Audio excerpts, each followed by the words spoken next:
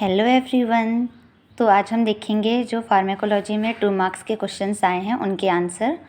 ये 2020 में जो 2 मार्क्स के क्वेश्चन आए सबसे पहले उसको देखते हैं, जिसमें आया सबसे पहले कि यूजेज लिखना है एस्पिरिन के। 2 मार्क्स के अकॉर्डिंग हम 2 या 3 पॉइंट्स मतलब इसके यूजेज के लिख सकते हैं। जैसे कि पहला हो गया कि एस्पिरिन का यूज किया जाता है फीवर को रिड्यूस करने में।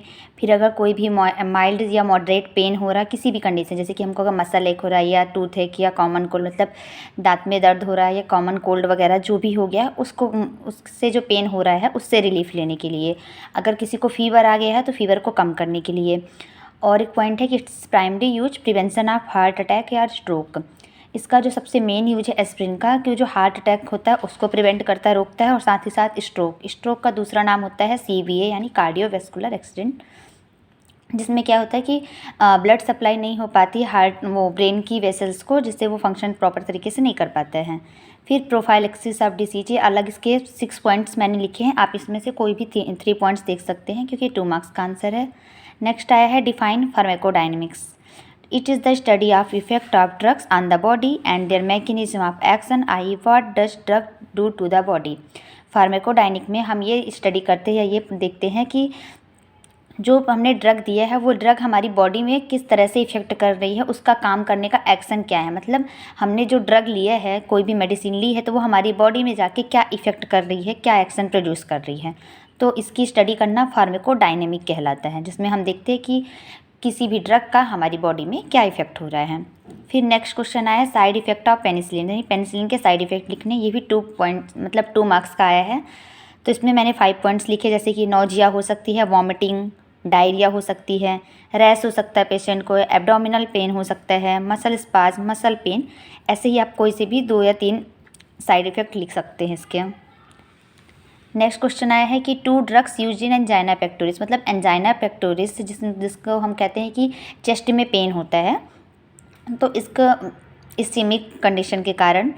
तो इसमें कौन कौन से मतलब 2 ड्रग्स के नेम लिखने हैं जो एंजाइना पेक्टोरिस में हम यूज कर सकते थे। एक बीटा ब्लॉकर है जिसमें अपन लिख सकते हैं कि लेवेटालॉल यूज करते हैं।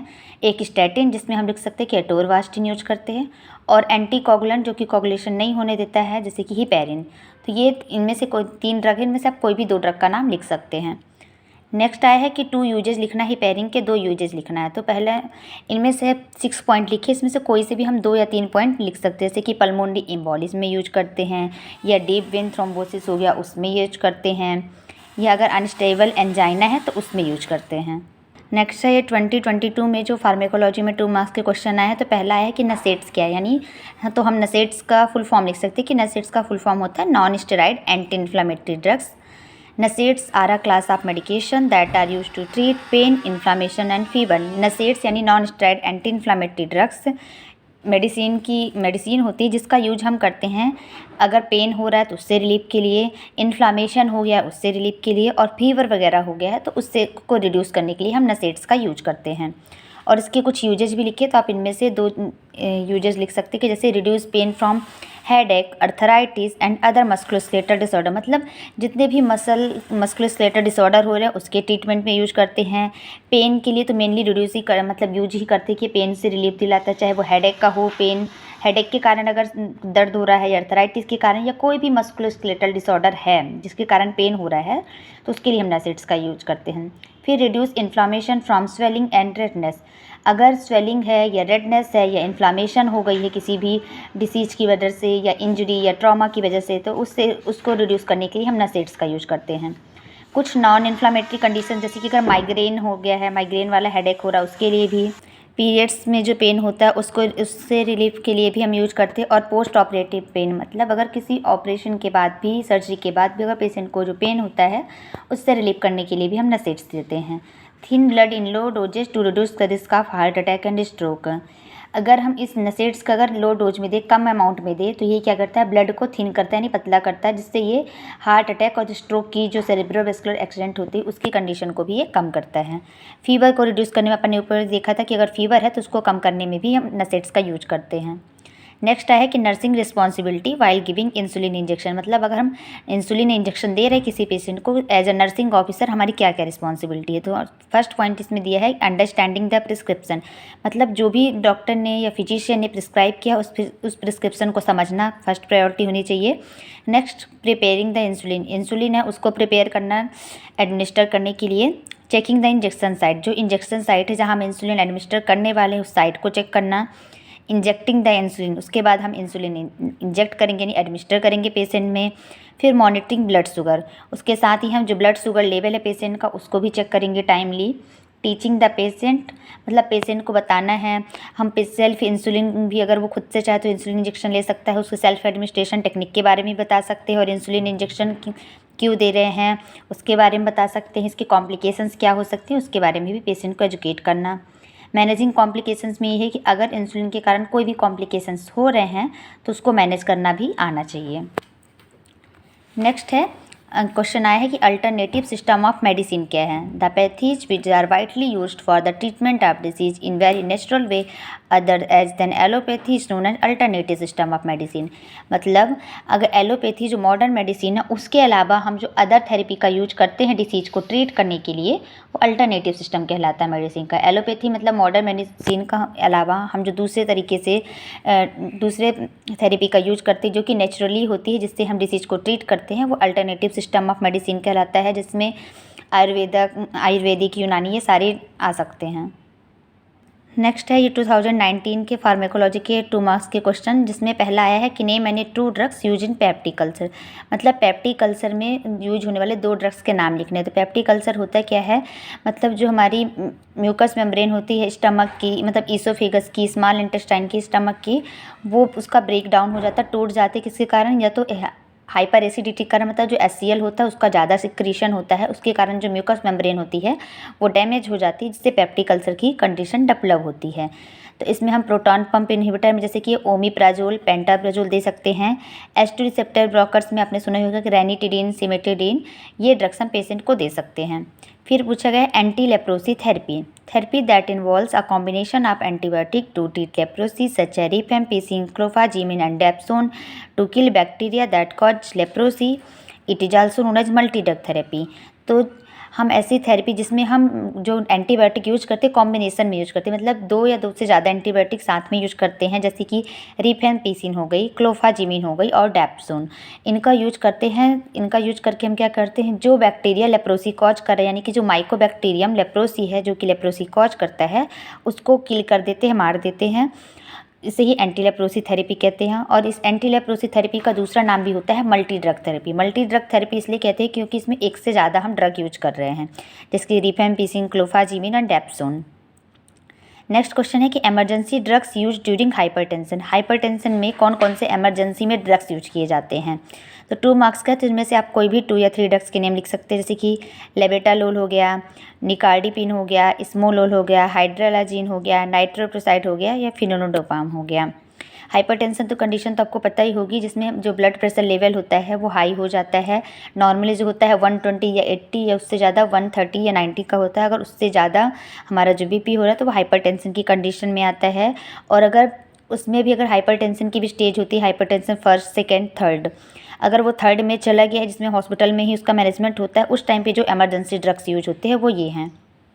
नेक्स्ट क्वेश्चन आया है 2 advantage of intravenous route of administration of drug, मतलब अगर हम किसी ड्रग को IV रूट से दे रहे हैं तो उसके कोई भी 2 एडवांटेज लिखना है। तो पहला क्या है, रैपिड ऑनसेट ऑफ एक्शन उस ड्रग का फास्ट होगा क्योंकि वेन के थ्रू जा रहा है। तो नेक्स्ट है predictable way of action and almost complete bioavailability, अगर हम वेन्स के थ्रू दे रहे हैं तो उसकी जो बायोअवेलेबिलिटी होगी वो कंप्लीट होगी, मतलब जिस अमाउंट में हम ड्रग दे रहे हैं वो ड्रग हमारे उस पर्टिकुलर और टारगेटेड ऑर्गन में जाएगा और वहाँ एक्शन करेगा।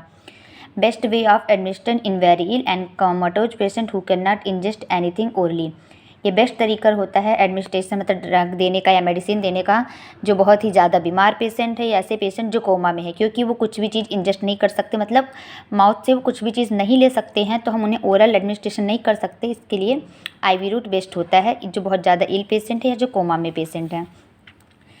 और ऐसे इसके ये 2 पॉइंट्स और हैं, तो आप इसमें से कोई भी 2 पॉइंट्स लिख सकते हैं। ये 2019 का फार्मा के 2 मार्क्स के क्वेश्चंस हो गए। ये 2018 के फार्मेकोलॉजी की क्वेश्चन, जिसमें पहला आया है कि name any 4 common side effect of antihistamine drug. जो एंटीहिस्टामिन ड्रग्स होते हैं उनके 4 कॉमन साइड इफेक्ट लिखने। एंटीहिस्टामिन ड्रग्स के होते हैं जो हिस्टामिन रिसेप्टर होते हैं उनके एक्शन को ब्लॉक कर देते हैं, उन्हें हम एंटीहिस्टामिन ड्रग्स कहते हैं। जैसे कि तो कौन कौन से साइड इफेक्ट कॉज कर सकते हैं एंटीहिस्टामिन ड्रग? स्लीपीनेस कॉज कर सकते हैं, और जो कोऑर्डिनेशन है मतलब बॉडी का जो बैलेंस उसमें भी उसको भी रिड्यूस कर सकते हैं। ड्राउजीनेस यानी चक्कर से आना, वही सब। Difficulty in urination can be verse for people who have already travelling urinating, मतलब यूरिन पास करने में पेशेंट को डिफ़िकल्टी होगी, और ये कंडीशन और भी ज़्यादा ख़राब हो सकती है उन पेशेंट में जिनको ऑलरेडी पहले से ये प्रॉब्लम रहती है। म्यूकस थिकनिंग इन एयरवे, एयरवे में क्या इफेक्ट डालेगा? जो म्यूकस है वो बहुत ज़्यादा थिक होगा, थिक एक्सपेल होगा। विजन जो होगी ब्लड हो सकती है, डबल विजन हो सकती है। साथ ही साथ कॉन्स्टिपेशन की प्रॉब्लम हो सकती है, हेडेक और अपसेट स्टमक इसके साइड इफ़ेक्ट्स हैं। नेक्स्ट क्वेश्चन आया है, name any true nursing responsibility before administering oral hypoglycaemic agent, मतलब हमें कोई भी 2 नर्सिंग रिस्पॉन्सिबिलिटी लिखनी है जब हम कोई भी ओरल हाइपोग्लाइसेमिक एजेंट को एडमिनिस्टर करें। सबसे पहला आता है एसेस ब्लड शुगर लेवल, हमको मेडिसिन देने से पहले जो ब्लड शुगर है पेशेंट का वो चेक करना है। Review diagnosis, consider any contraindication to medication, हमें डायग्नोसिस को एक बार अच्छे से देखना है जिससे हम ये देख सकें कि पेशेंट को कोई भी कॉन्ट्राइंडिकेशंस तो नहीं है इस मेडिसिन से।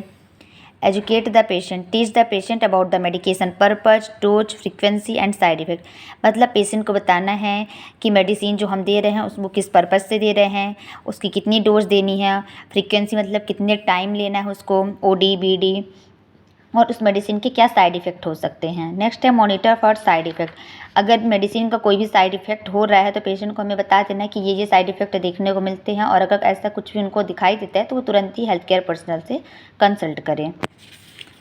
नेक्स्ट है व्हाट आर ब्रोंकोडायलेटर्स, ब्रोंकोडायलेटर्स क्या होते हैं? तो bronchodilators are medicine that relax the muscle in the airway making it easier to breathe, it is commonly used to treat conditions like such as asthma, COPD। तो bronchodilators medicine होते हैं जो क्या करते हैं, जो हमारी एयरवे की जो मसल्स होती हैं वो क्या हो जाती, थिक हो जाती हैं।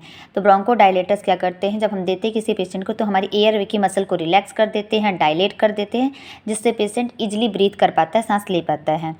और इसको हम यूज किस में करते हैं, जैसे कि अस्थमा की कंडीशन हो गई, या COPD यानी क्रोनिक ऑब्स्ट्रक्टिव पल्मोनरी डिसीज, जिसमें ब्रोंकाइटिस और एम्फाइसीमा दोनों आती हैं, उनके ट्रीटमेंट में हम ब्रोंकोडायलेटर्स देते हैं।